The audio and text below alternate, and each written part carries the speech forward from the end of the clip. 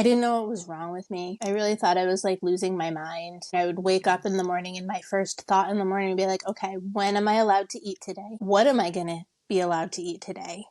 If I eat that, am I going to be able to stop? Like my first waking thoughts in the morning were always about food and eating and just feeling literally like I was just losing my mind and that it was an addiction and that I somehow had to break the addiction. And everything I was trying, I didn't see it at the time, but it was making it worse. It was making my obsession with food and trying to control my weight worse. So before joining the program, I was binging pretty much more days out of the week than not. I was convinced if I could just stay away from food long enough, I could get a hold of the binging. Like it was the food that was causing the binging and it was the food choices that were causing me to binge. So I would not allow myself to have different kinds of foods even in the house because I couldn't trust myself around them. And in my mind, I was like, okay, you were able to quit heroin. You were able to quit alcohol, weed, prescription pills, like all of the things that I dabbled in. I was able to quit all of those things. How can I not get a handle on food?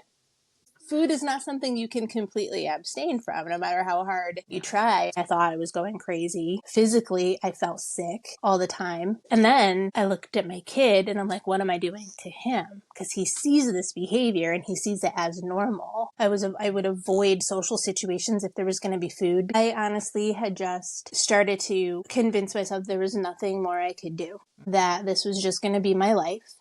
But having literally no hope because I tried everything. I tried Weight Watchers and intermittent fasting and then just full throttle fasting for days on end. And the keto, I tried keto for a while, but I like rice too much.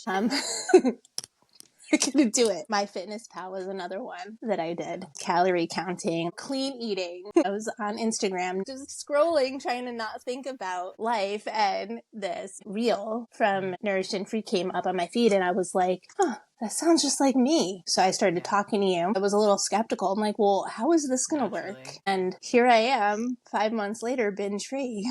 I know beyond a shadow of a doubt if I hadn't, nothing would have changed. Who knows where I would be emotionally had I not invested in myself through the program. I can't even imagine what that would look like. And like, I think back over the things that I did, like over the summer even, like things that I would have missed out on, right? Like I took my son on a vacation, a week-long vacation at the beach, and I never would have done that if I was still binging. I wouldn't have wanted to be seen in public. It takes the focus off of the details of the food, right? We're not focused on good food versus bad food. It takes the focus off of losing weight and being comfortable in your God-given body. Trust your body to do what it's created to do, right? So it took the focus off of the food as being the problem and redirected it to recognize that it was the absence of food that was the problem, right? It was more of, okay, let's figure out what we need to do to make you comfortable in your skin. A big part of Nourished and Free, I think, working is the group. When you get pulled into the group and you're able to see, holy crap, I'm not the only one. It was definitely one of the best parts of, all of the content was incredible too. All of the learning and all of the knowledge that I gained about my body, about food, how my body uses food, all of these different things were great, but being able to work through things in a group setting where other people either offer encouragement or this is what I do in that situation, or have you tried this? Type of conversations instead of just having that dark silo, right? So being able to talk to other people virtually and hear their stories and be able to offer encouragement as much as receive encouragement is a huge, huge deal. And, just because we have food freedom doesn't mean that we're not going to ever get angry or lonely or sad or have something to celebrate, right? During the 4 months, the friendship between me and my best friend broke up and I was devastated, but I didn't reach for food. I was able to work through dissolving of that friendship without needing the Band-Aid of food to get through it.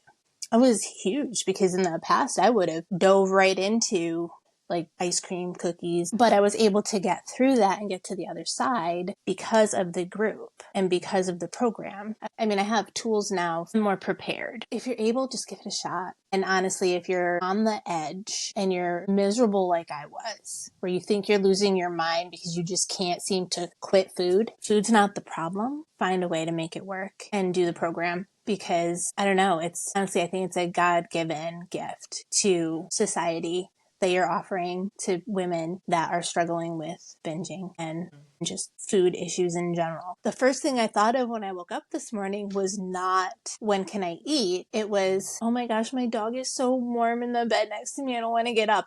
And I was like, wow, that is such a huge, huge freedom to not be totally consumed with thoughts of food. Going through the program, Nourished and Free with you, it was probably one of the best investments I've ever made in myself personally. I have no regrets.